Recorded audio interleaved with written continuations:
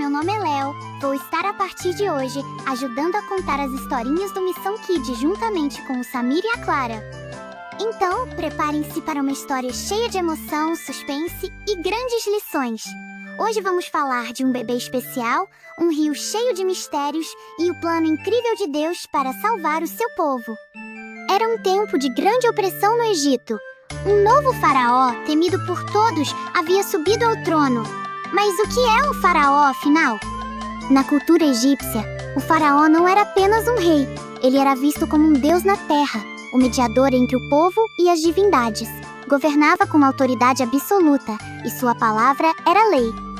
Sob o comando desse faraó, os hebreus, descendentes de Abraão, eram escravizados e obrigados a trabalhar arduamente nas plantações e construções do Egito. Essas plantações ficavam às margens do poderoso rio Nilo. O Nilo era o coração do Egito, trazendo vida ao deserto. Durante as cheias anuais, suas águas fertilizavam a terra, tornando-a perfeita para o plantio. Os egípcios acreditavam que o rio era governado por Hapi, o deus da fertilidade, e o reverenciavam como uma divindade sagrada. Mas o Nilo também escondia perigos. Crocodilos enormes patrulhavam suas águas, prontos para atacar qualquer coisa que se movesse.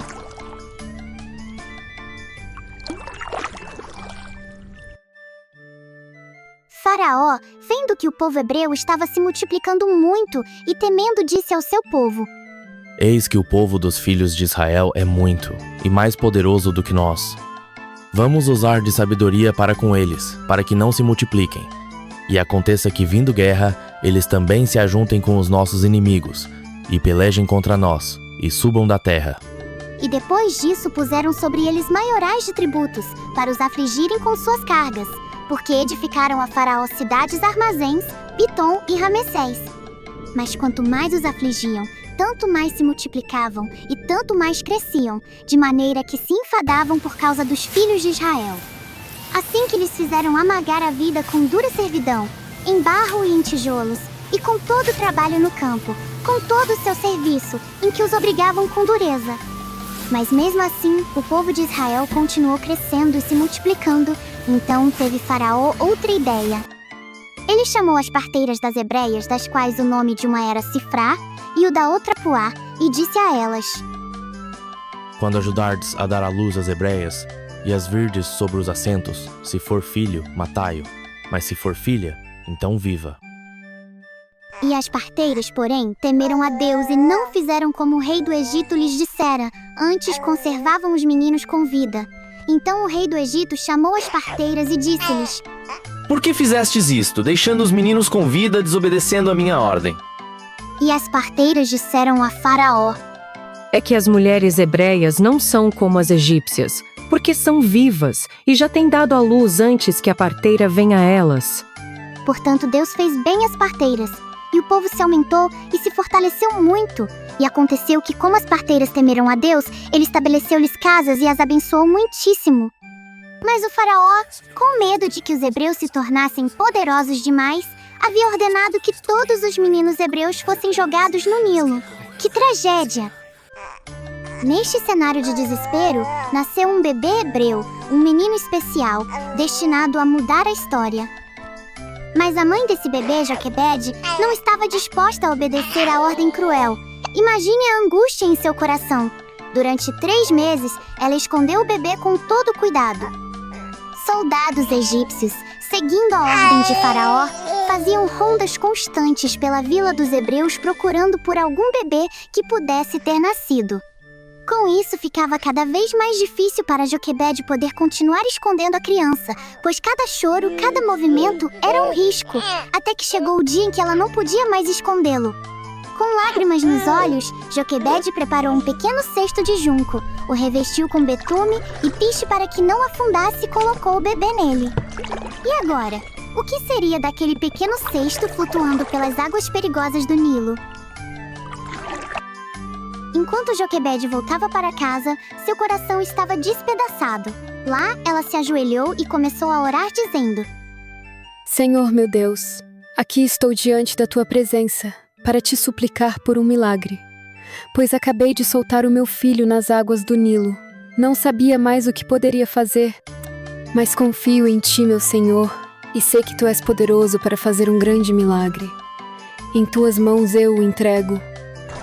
Mas enquanto ela orava, algo extraordinário já estava acontecendo no rio. O cesto deslizava pelas águas e, não muito longe, um grupo de crocodilos avistou aquele pequeno objeto flutuante. Um deles, mais veloz, se aproximou. Seu nome era Beto, um crocodilo forte e sábio, respeitado pelos outros. Ele se posicionou entre o cesto e os outros crocodilos, erguendo sua cauda como um sinal de alerta e disse: Gente, parem! Não ataquem esse cesto! Disse Beto com autoridade. Os outros crocodilos o olharam confusos e disseram: Por quê? Parece um lanche fácil, rosnou um deles. Deus me disse que a criança que está aí dentro é escolhida pelo Senhor. Não pode ser tocada. Esse bebê tem uma missão grandiosa. E assim, os crocodilos recuaram e o cesto continuou seu caminho seguro pelas águas. Enquanto isso, a irmã do bebê, Miriam, observava tudo de longe. Ela caminhava pelas margens do rio, com um coração na boca, mas sem perder o cesto de vista. Até que ao longe, o cesto foi parar perto de uma das margens onde estava a filha do faraó e suas servas. Agora, crianças, imaginem a surpresa da princesa ao abrir aquele cesto e ver um lindo bebê chorando. Que criança adorável! Exclamou ela. Mas o que ela faria? E como esse bebê cresceria no palácio de um faraó? Em seguida, a filha de faraó perguntou para suas moças: Olha, ele ainda não passa de um bebê. Acredito que deva ter apenas uns 3 meses. Como iremos alimentá-lo? Nesse instante, entrou Miriam dizendo: Minha princesa, conheço uma das mulheres hebreias que pode amamentar essa criança para ti. Respondeu-lhe a filha de faraó. Vai então, e traz para mim a tal mulher.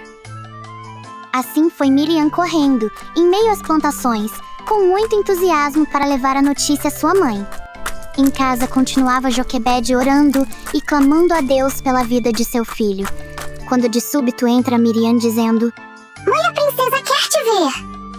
Então assim Joquebede se apresentou, diante da princesa que estava com o bebê em seus braços, e disse-lhe a princesa: Leve este menino e o crie para mim, e eu pagarei o teu salário por ele, e não te preocupes, pois, a partir de agora tu estarás protegida, e ninguém ousará tocar ou tentar fazer mal a essa criança.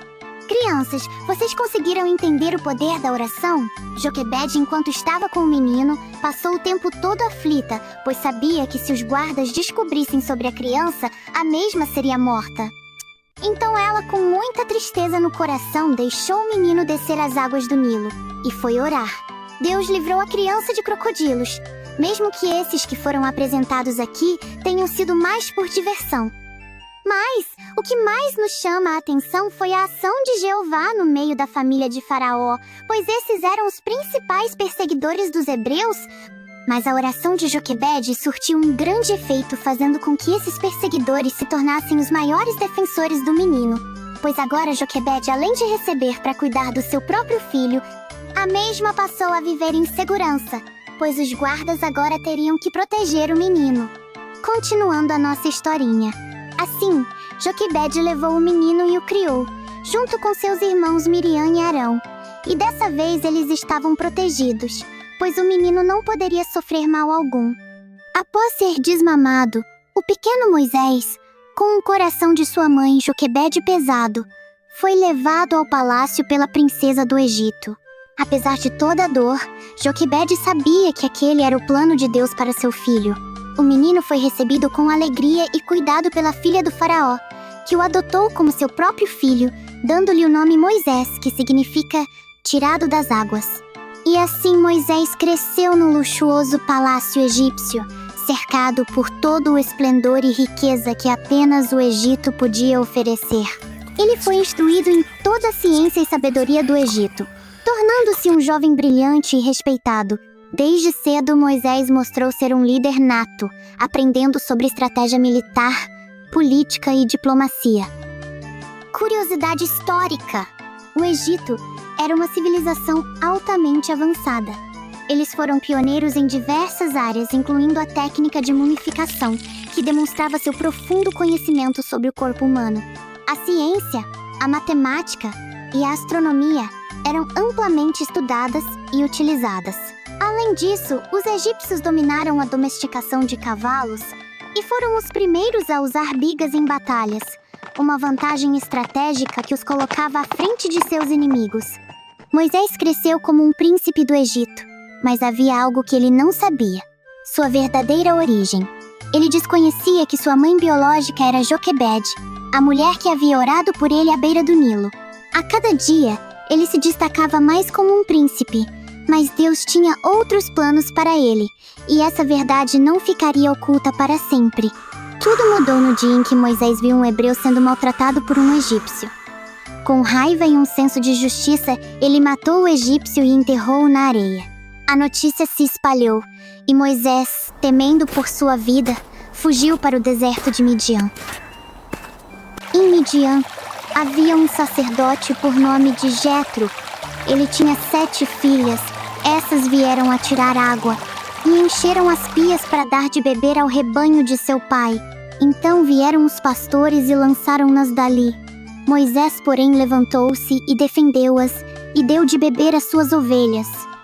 E, vindo elas a Reuel, seu pai, ele disse: Por que tornastes hoje tão depressa? E elas disseram: Um homem egípcio nos livrou da mão dos pastores, e também nos tirou água em abundância, e deu de beber ao rebanho. E disse às suas filhas: E onde está ele? Por que deixastes o homem? Chamai-o para que coma pão. Então Moisés habitou ali e conheceu Zípora, a filha de Jetro, uma mulher bondosa e trabalhadora. Moisés casou-se com Zípora e começou uma nova vida como pastor de ovelhas. Curiosidade cultural.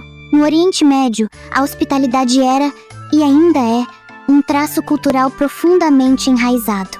Receber um viajante em sua casa era visto como uma honra, e Jetro abriu sua casa para Moisés sem hesitação.